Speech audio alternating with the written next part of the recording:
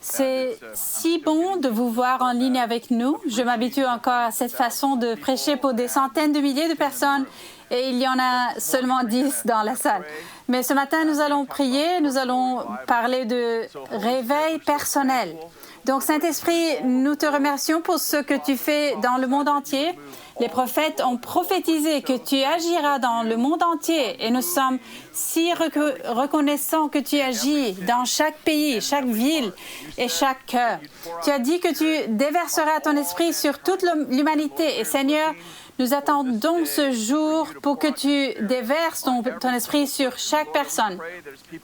Seigneur, nous prions pour qu'en écoutant aujourd'hui, les gens aient littéralement une rencontre avec toi, que cette articulation conduirait à une expérience. Seigneur, nous prions aujourd'hui pour qu'il y ait des cœurs et des esprits ouverts, que tu guérisses les malades et libères les gens pendant qu'ils écoutent, que beaucoup de gens viennent au salut par la croix du Christ aujourd'hui. Seigneur, nous prions pour que le témoignage de Jésus, les choses qui se sont passées dans ma vie, les choses qui se passent dans notre vie, deviennent l'esprit de la prophétie. Que ce que tu as fait pour moi, tu le feras à nouveau. Que ce que tu as fait pour nous, tu le feras à nouveau. Seigneur, nous libérons juste cela sur les gens en ce moment. Nous prions Dieu qu'à mesure que les gens écoutent ce message, qu'ils soient littéralement guéris et délivrés et sauvés. Littéralement, tu libères la prospérité de l'âme et sur les gens qui écoutent aujourd'hui. Au nom de Jésus, Amen. Eh bien, nous sommes dans cette série sur le Dieu du réveil. Vous pouvez voir la bannière derrière moi. Il s'agit dans cette partie de la série du réveil personnel.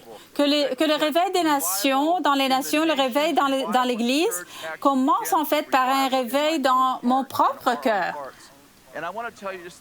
Je voudrais vous raconter un peu mon histoire. La semaine dernière, Bill a pu partager son histoire. C'était très amusant d'écouter l'histoire de Bill, car Kathy et moi sommes avec Bill et Benny depuis 41 ans. Nous avons en fait vécu avec Bill et Benny pendant 6 mois. C'était très amusant. Et nous nous sommes beaucoup amusés ensemble en écoutant Bill partager son histoire la semaine dernière sur le fait que Dieu l'a touché la nuit et que l'électricité circulait dans son corps. Je me souviens que le lendemain, j'ai eu cette conversation avec Bill sur son expérience et combien il a été ému et combien cette expérience a approfondi sa relation avec le Seigneur et a renforcé son désir de voir tout le monde touché par le Seigneur. Je voudrais vous raconter un peu mon histoire. Je n'ai pas été élevée dans un foyer chrétien. Mon père s'est noyé quand j'avais 3 ans. Et ma mère s'est mariée 2 autres fois. C'était 2 hommes qui ne m'aimaient vraiment pas. Et je me rends compte maintenant qu'ils ne s'aimaient vraiment pas. Mais c'était un peu plus difficile à moi à comprendre à l'époque quand j'étais petit. Mais ma mère venait de vivre son premier divorce et nous vivions dans une maison où nous avions un rôdeur, un homme qui entre par effraction dans notre maison plusieurs fois par semaine. En fait, nous avons fait sortir la police, je ne sais pas, probablement 5 jours sur 7 pendant près d'1 an. Et ma mère était couverte de psoriasis, principalement à cause de l'anxiété de la situation de la tête aux pieds. Elle avait du psoriasis partout. À cause du rôdeur qui essayait d'entrer dans notre maison, elle dormait avec un fusil. Je dormais avec un fusil moi-même aussi dans la chambre. J'avais 15 ans et j'avais un frère et une sœur plus jeunes. Alors, vous pouvez imaginer, c'était une période très stressante d'être le frère aîné de la famille et d'avoir ma mère juste écrasée sur le canapé, constamment angoissée et malade, juste n'ayant pas aucun espoir en Dieu et n'ayant jamais connu Dieu. La personne la plus influente dans ma vie a été mon grand-père. Il était à l'époque athée et heureusement, 1 an avant son décès, il a littéralement eu visite angélique et a reçu le Seigneur dans son cœur. Mais mon histoire, j'étais éveillée la nuit, comme souvent, avec cette grande angoisse. J'entends ma mère dans le salon qui dort sur le canapé. Et en fait, le rôdeur est entré par effraction dans notre maison à plusieurs reprises et est entré dans la maison. Et j'avais en fait tiré sur lui. Il avait escaladé ma fenêtre et j'ai sorti mon arme. Il était probablement 2 heures du matin. J'ai crié, il a sauté par la fenêtre. Et je lui ai tiré dessus. C'était donc une période très stressante. Je pense que c'était cette nuit-là ou la nuit suivante que j'ai dit à haute voix, « S'il y a un Dieu, si tu guéris ma mère, je découvrirai qui tu es et je te servirai le reste de ma vie. » Et une voix audible a dit, « Mon nom est Jésus-Christ et tu as ce que tu as demandé. » Et je me suis réveillée le lendemain matin, et ma mère était complètement guérie du psoriasis. Et probablement une semaine s'est écoulée. La voix que j'ai entendue, elle est revenue et elle a dit, « J'ai guéri ta mère et tu as dit que si je guérissais ta mère, tu me servirais et je t'attends, j'attends. » Alors, j'ai commencé à chercher Jésus. À cette époque, je n'avais jamais lu la Bible. Encore une fois, comme j'ai dit, je ne savais même pas qui était Dieu jusqu'à ce qu'il m'a dit « Mon nom est Jésus-Christ ». J'ai alors réalisé qu'il n'était pas Bouddha, il n'était pas Mohammed, parce que la voix a dit « Mon nom est Jésus-Christ ». Et j'allais d'église en église à la recherche du Dieu qui m'a parlé. Et je m'asseyais souvent à l'arrière d'une église, parfois 2 ou 3 églises le dimanche, en allant d'une église à l'autre dans mon quartier. Et je disais, le Dieu qui m'a parlé n'est pas là. Et la vérité, c'est qu'il aurait pu être là, mais je ne savais pas vraiment ce que je cherchais. Et ma petite amie, qui est maintenant ma femme, m'a accompagnée dans ce voyage. J'avais 15 ans et elle avait 2 ans à l'époque. Ainsi, pendant 3 ans, nous avons cherché Dieu. Et ensuite, nous sommes allés à ce petit groupe de maisons. C'était une bande de hippies. Et nous étions les seuls qui n'étaient pas hippies. Mon ami Steve m'a dit, « Il faut que tu viennes dans ce groupe, toi et Cathy. Et ce sont des gens de Jésus, vous allez les aimer, il y a des miracles là-bas. » Et je me suis dit, « Oh, OK. » Et nous sommes allés et il nous a dit, « Vous devez venir tôt. C'est le groupe, la réunion est dans une maison. Il n'y a pas de place que pour 50 à 100 personnes, pardon. Donc, si vous arrivez en retard, ils ouvraient littéralement les fenêtres et vous vous asseyez sur la pelouse de devant. Nous sommes arrivés à l'heure et nous étions assis dans la pièce de devant, sur le sol, et nous chantons des chansons comme « Alléluia ». Et pendant que nous chantions, tous ces jeunes se sont entassés dans cette pièce, pour la plupart d'anciens drogués aux cheveux longs, et les jeunes se levaient et disaient « Jésus m'a délivré de l'héroïne, et de l'épilepsie, du cancer. » Et pour la première fois depuis 3 ans, j'ai dit dans mon cœur « Le Seigneur qui m'a parlé est dans cette pièce. » Et nous étions assis par terre, et juste après le culte, un jeune homme, peut-être juste 2 ou 3 ans de plus que moi, il s'appelait Ken Hughes, et il a dit « Quelqu'un ici voudrait-il recevoir Jésus? » J'ai levé la main, et Cathy aussi. Nous avons fait cette prière très simple en demandant simplement à Jésus d'entrer dans nos cœurs. Et après la prière, Ken est venu et est assis par terre avec nous. Il nous a expliqué en termes très simples l'Évangile, que Jésus était mort sur la croix pour nous, pour nos péchés, et que la puissance de Jésus mourant sur la croix, son sang nous a libérés de tous les péchés. Tous nos péchés. Il a commencé à enseigner l'Évangile pendant quelques minutes et il a dit que lorsque nous avons reçu Jésus, nous sommes nés de nouveau, que littéralement nos esprits renaissaient et que nous étions une nouvelle création en Christ. Nous avons tous deux été très touchés par son message et le Saint-Esprit ce jour-là. Et il nous a dit, vous avez besoin d'un père spirituel maintenant. Vous êtes comme des petits-enfants maintenant et on vous appelle un disciple. Et vous avez besoin d'un père. Et il a amené 2 jeunes hommes et il a dit, lequel de ces 2 hommes aimeriez-vous avoir comme père spirituel. Et nous avons juste choisi le plus beau. Et il s'appelait Art Kipperman. Et Art est devenu notre père spirituel. Et nous avons rencontré Art et puis sa femme Cathy aussi, elle s'appelle. Et ma femme Cathy aussi. Nous nous rencontrions chaque semaine chez eux. Ils nous enseignaient sur Jésus et le royaume. C'était notre introduction au royaume. Et environ 3 ans plus tard, nous avons déménagé dans cette petite ville appelée Lewiston. Environ un an plus tard, nous avons déménagé dans cette autre petite ville appelée Weaverville. Et quand nous avons déménagé à Lewiston, j'ai fait une dépression nerveuse.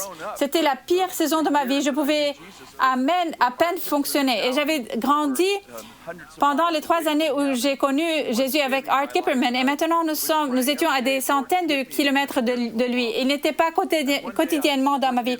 Et je priais chaque jour, Seigneur, donne-moi un père spirituel.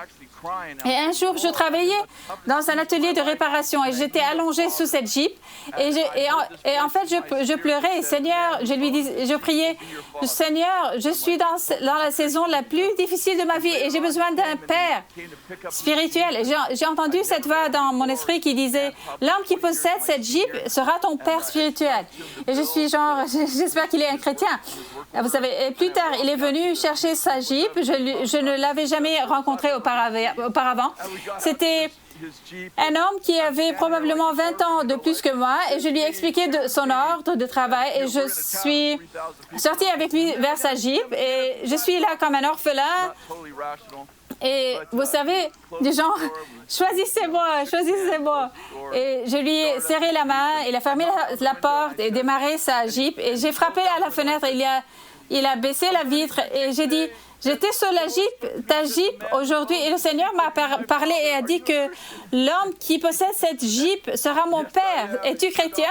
Il a dit oui, je le suis. Et il a éteint sa Jeep et ouvert sa porte et mis ses bras autour de moi et dit, ce serait un privilège pour moi d'être ton père spirituel. Et cet homme était Bill Derryberry. Il est toujours dans ma vie aujourd'hui et nous nous sommes rencontrés chaque semaine.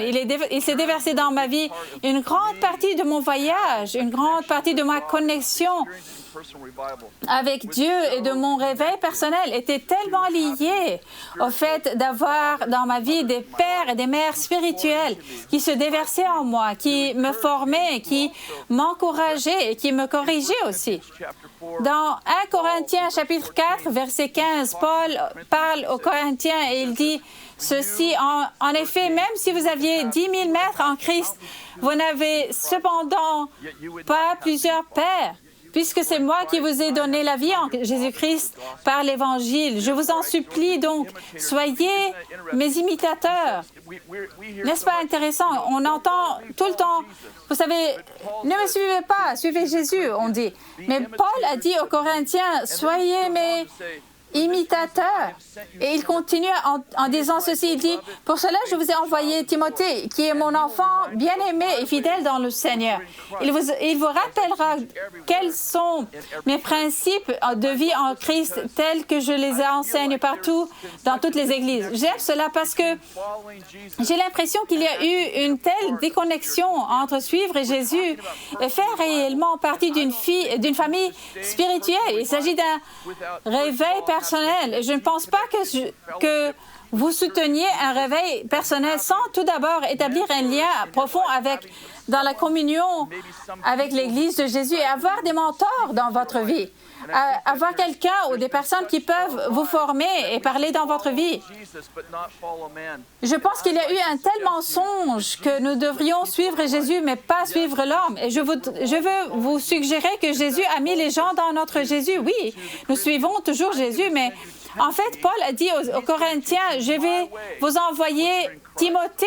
Il va vous enseigner mes voies qui sont en Christ. Quand les gens disent « ne me suivez pas, suivez Jésus », vous suivre doit être suivre Jésus.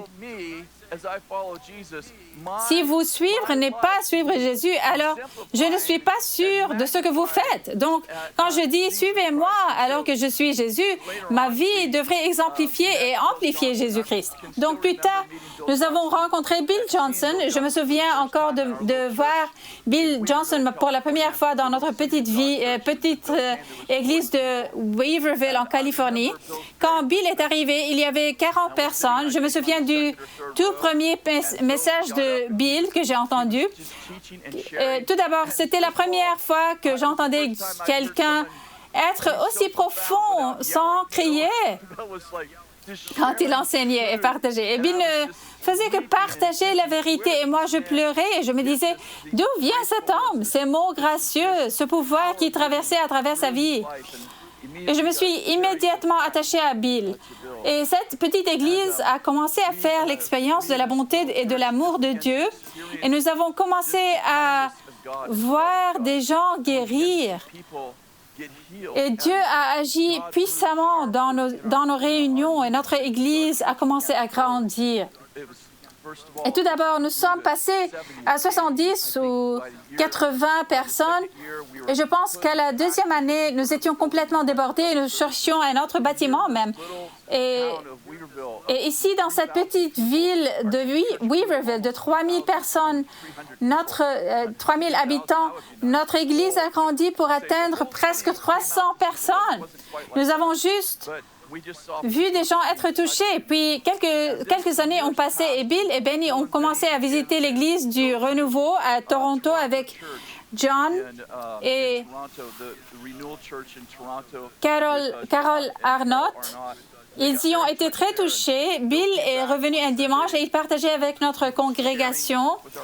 En fait, il a juste dit qu'ils étaient allés à Toronto et qu'ils avaient été très touchés là-bas à Toronto Vineyard. Il a partagé un peu de son expérience et puis nous avons commencé à prier ce matin-là. Au moment où nous nous sommes mis à prier, Cathy, ma femme, dirigeait la prière au clavier comme elle le faisait souvent. Et tout d'un coup, ma femme, très conservatrice et calme, tombe sur le clavier dont elle joue. Et je ne savais pas si elle avait fait un ACV ou ce qui se passait. J'étais assis dans la congrégation et elle s'est mise à rire et à rire. Puis très vite, Bill s'est penché et a éteint les touches parce qu'elle était posée sur le clavier. Elle est tombée par terre et elle riait. Et je me suis dit, qu'est-il arrivé à ma femme? Et ce dimanche-là, j'ai dû la porter jusqu'à la voiture et elle a ri tout au long du chemin du retour et nous sommes rentrés à la maison. Je me souviens que c'était la saison de football américain et je me disais, j'espère qu'elle cuisine encore pour les gars. Ce n'était pas tout à fait le cas et je me souviens que nous avons mangé des chips et des trempettes ce dimanche matin. Alors que Cathy était allongée sur le canapé en train de rire. Et je n'arrêtais pas de dire « Tu vas bien ?» Et elle dit « Oui, oui, Jésus est très merveilleux. » Et je suis genre « Oui, oui, il est. Est-ce que ça va? » « Oui, oui, elle me dit. Et cette scène se répétait sans cesse, car chaque fois que nous entrions en présence du Seigneur, ma femme tombait souvent par terre et se mettait juste à rire de façon incontrôlée dans notre maison. Elle travaillait dans la cuisine et tout d'un coup, j'irai dans la cuisine et elle est allongée par terre en train de rire. Et je suis genre, waouh, combien de temps cela va-t-il durer? Nous allons devoir manger dehors plus souvent, peut-être ici. Nous avons juste vu Dieu agir si puissamment. Je me souviens du premier dimanche où Cathy est tombée sur le clavier. Nous avons tous été très choqués. Ce n'était pas courant dans notre Église. Cathy était en quelque sorte le prototype de la femme non émotionnelle. Et la voilà allongée sur le sol en train de rire. Et mardi matin, nous avons eu une réunion du conseil d'administration juste après cet incident, ce dimanche. Et un de mes amis, Tom, il s'appelle... Tom est un type très grand, très intelligent. Et Tom et moi discutons lors de la réunion du mardi matin. Nous discutions le dimanche passé. Je me souviens que Tom il m'a dit, tu sais, je n'ai pas vraiment l'impression que c'était le Seigneur. Je ne vois pas ça dans la Bible. Et j'ai senti que je voulais vraiment prendre la défense de ma femme, mais peut-être que je ne devrais pas. Et j'essayais de savoir si je devais dire quelque chose. Et la seule chose dont je me souviens avoir dit ce matin-là était « Hé, je connais ma femme très bien. Je n'ai jamais vu cela arriver depuis toutes les années que je suis avec elle. Je ne peux pas imaginer comment ce n'est pas Dieu. » Je lui ai ensuite raconté ce qui s'est passé une fois qu'elle est rentrée à la maison ce dimanche. Elle est allongée sur le sol, elle est sur le canapé, elle rit, elle est heureuse. Elle parle de la façon dont Jésus agit dans sa vie. Et le dimanche suivant, après la réunion du conseil d'administration le mardi, nous étions en adoration et nous sommes dans un théâtre et les sièges sont boulonnés. Et ils sont un peu inclinés pendant le culte. Soudainement, comme l'électricité frappe mon ami Tom. Il s'agit d'un type qui mesure 1,80 m et qui est assez maigre. Il tombe d'entre les sièges et je suis à 2 ou 3 rangs derrière lui. Et il tombe entre les sièges et je me dis... Qu'est-ce qui se passe là? Et Tom s'est retrouvé entre les deux sièges et il vivait cette manifestation d'être électrocuté. Et il n'y a juste pas de place pour bouger. Et je m'approche de Tom et je me tiens au-dessus de lui et je dis, je ne pense pas vraiment que ce soit le Seigneur. Et Tom lève les yeux, il tremble et dit, Valeton, tais-toi. Et je pense que c'est quelques dimanches plus tard que sa fille, Hilary, très calme, qui est très calme d'habitude, se retrouve par terre, touchée par le Saint-Esprit. Et toute sa famille aussi, et ma famille aussi a commencé à être touchée. Nous avons juste eu ce moment vraiment puissant. Et une partie du défi pour moi était que je commençais à avoir cette relation amoureuse avec le renouveau parce que rien ne m'arrivait à moi.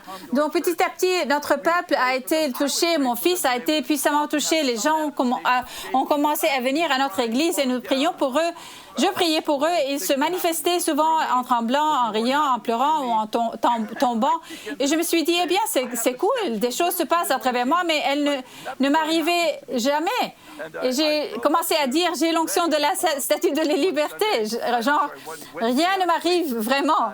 Et je suis allée à Reading un mercredi. Bill avait cette réunion de prière en cours. À ce jour, il avait quitté Weaverville et il avait déménagé à Bethel, à Reading, pour devenir pasteur principal. Il avait une réunion de prière le mercredi. Je suis venue à cette réunion de prière en tant qu'un homme d'affaires. C'était une bonne réunion de prière. Beaucoup de gens ont été touchés. Encore une fois, je venais à la réunion sans jamais être touchée moi-même. Je priais juste pour les gens et Dieu agissait à travers moi, mais pas vraiment sur moi. Et un mercredi, je me suis allongée par terre et 2 gars sont venus, dont Bill, et ils ont commencé à prier pour moi et je n'ai rien senti. Je suis sortie vers ma voiture pour entrer chez moi à Weaverville. En arrivant à ma voiture, je n'arrivais pas à réfléchir. Je n'ai jamais bu d'alcool ni pris de drogue dans ma vie, mais soudain, je me suis sentie ivre. Et j'étais assise dans ma voiture et je me disais, je ne sais pas si je pourrais rentrer à la maison. Je ne sais pas si je dois rentrer en voiture. Dois-je rentrer chez moi en voiture? Suis-je ivre? Et j'étais assise dans ma voiture en pensant, je n'ai jamais vécu cela auparavant. J'ai entendu des gens en parler. Et je suis donc montée dans ma voiture et j'ai décidé, d'accord, c'est 1 heure de route pour rentrer. Je vais aller très lentement. Et alors, je rentre à la maison et je me dis, wow, je me sens très, très intoxiquée. Et je suis entrée chez moi et en général, je retourne directement au travail dans le magasin de pièces automobiles que nous possédions à l'époque. Mais je me suis dit, je pense que je devrais rentrer chez moi. Je ne pense pas que je pourrais travailler aujourd'hui. Je suis entrée dans la maison et elle m'a dit, ah chérie, que fais-tu à la maison? J'ai dit, je ne sais pas. Elle est du genre, tu ne sais pas? Qu'est-ce que tu veux dire? Es-tu allée à la réunion de prière? Comment c'était? C'était bien. J'ai dit, je vais juste m'allonger dans la chambre. Elle dit, es-tu malade? Et je dis, je ne sais pas.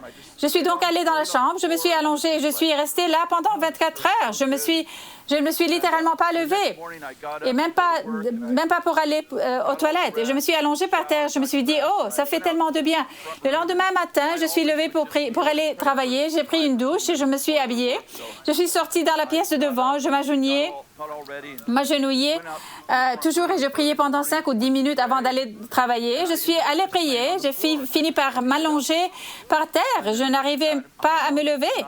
Et puis, vers 9 heures du matin, Cathy est sortie et elle a dit, « Tu n'es pas au travail? Que fais-tu? » Je lui ai dit, « Je ne sais pas. »« Pourquoi n'es-tu pas au travail? Je ne sais pas. »« Es-tu malade? » je ne sais pas vraiment, je ne sais pas. Elle est du genre, eh bien, qu'est-ce qui se passe? J'ai dit, eh bien, je ne sais pas, je ne sais pas, j'ai juste commencé à prier, je me sens juste, je ne sais pas ce que je ressens. J'ai juste l'impression de ne pas pouvoir travailler. Elle est du genre, d'accord, eh bien, je suis restée allongée là toute la journée et la nuit, et mes employés appelaient Cathy en disant, hey, nous avons besoin de Chris. Est-ce qu'il va venir aujourd'hui? Elle leur a dit, je ne pense pas. Et le lendemain matin, je me suis douchée, je me suis habillée, je suis allée dans le salon, je me suis agenouillée. Et je me suis retrouvée par terre. C'est genre le 3e jour. Je suis donc allongée là. Et je me suis dit, je ne pense pas pouvoir travailler. Et alors, Cathy, elle se rend compte que je ne suis pas au travail. Elle entre dans la pièce de devant et elle est du genre, qu'est-ce que tu fais? Je lui dis, je sais pas. Tu sais pas? Je sais pas. Je suis allongée là, en train de parler à Dieu. Et elle est du genre, d'accord, tu vas aller voir Danny Silk maintenant. Et elle prend un rendez-vous pour moi avec lui. J'arrive là-bas et Danny est en réunion et Sherry Silk, sa femme, est son administratrice à l'époque. Et elle m'a dit, eh bien, que fais-tu ici? Et j'ai dit, je ne sais pas. Tu sais pas? Non. Cathy m'a dit que je devais venir voir Danny. Donc, j'attends Danny, peut-être 15 minutes. Et Sherry vient me dire, je pense que je vais prier pour toi moi-même. J'ai dit, OK. Je suis donc assis là, totalement enveloppée dans ce sens de sa présence, mais sans vraiment comprendre ce qui m'arrive. Elle vient donc prier pour moi et elle finit par se trouver par terre aussi. Finalement, j'arrive dans le bureau de Danny et Danny me demande, pourquoi es-tu là? Et j'ai dit, je ne sais pas, Cathy m'a envoyé. Alors, il me parle un peu et prie pour moi et nous nous retrouvons tous les deux par terre aussi. Je suis rentrée chez moi plus tard et Cathy est du genre, Cathy, qu'a dit Danny? J'ai dit, je ne sais pas, il a prié pour moi, il est par terre aussi, lui aussi avec moi. J'ai été juste en cette présence pendant 3 jours. Le Seigneur m'a touchée, juste. Et j'ai dit, je ne sais pas ce qui se passait parce que je me sentais envoûtée, mais je n'avais aucune explication à ce qui m'arrivait. Et j'avais l'impression que mon esprit était en train de se rafraîchir et de se renouveler. Et ce qui est intéressant, c'est que c'était il y a de nombreuses années et que je n'ai jamais plus vécu une telle expérience. Et j'ai passé 20 ans à Bethel et j'ai continué mon mode opératoire en tant qu'onction de la statue de liberté.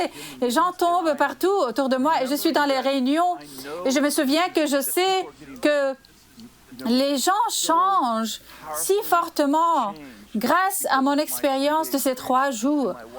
Et l'expérience de ma femme et celle de mon fils et de mes petits-enfants. Mais à partir de là, je continue à n'avoir aucune sorte de manifestation.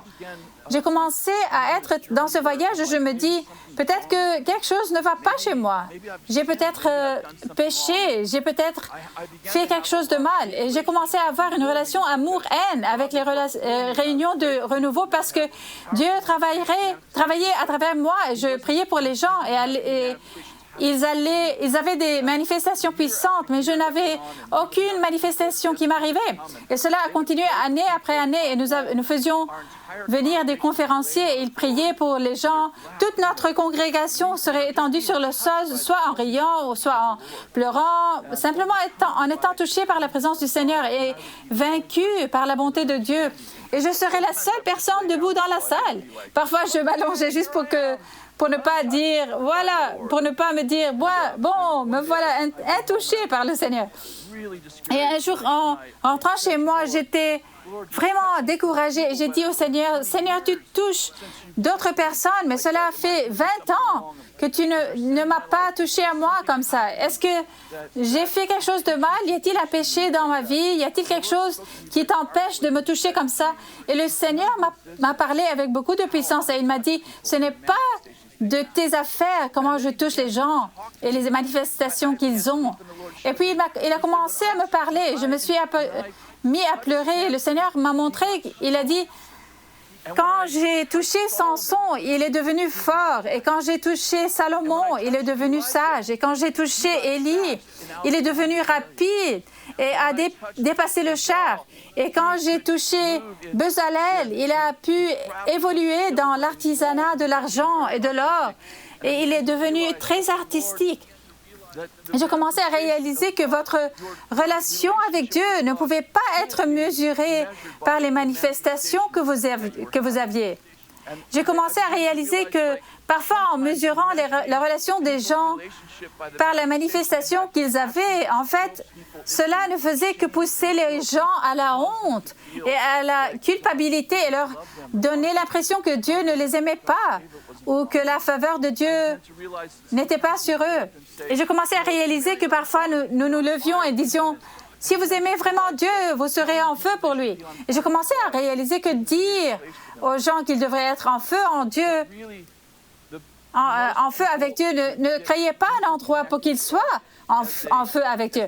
Mais en réalité, la plupart des gens auraient une connexion plus profonde avec Dieu en côtoyant des gens qui sont réellement touchés par Dieu. Côtoyant, pardon. Je veux juste dire ceci. Passer du temps avec Dieu, lui permettre de vous aimer et vous dire ce qu'il pense de vous est l'une des façons les plus puissantes d'avoir réellement un renouveau personnel. Traîner avec des personnes qui sont bien vivantes en Dieu, même si elles ont des manifestations que vous n'avez pas vous-même, est une merveilleuse façon d'inspirer un réveil personnel dans votre propre vie. Partager sa foi avec les autres, se rappeler les actes de Dieu, être humble, vivre chaque jour plein de foi et raconter les prophéties de votre vie est une merveilleuse façon d'inspirer un réveil personnel en Dieu. Je veux juste prier pour vous en ce moment. Dieu, je bénis tous ceux qui nous écoutent aujourd'hui. Je prie, Seigneur, pour que chaque personne qui regarde cet enseignement aujourd'hui soit réellement inspirée à avoir un renouveau personnel, un réveil personnel, qu'ils seraient littéralement touchés d'une nouvelle manière.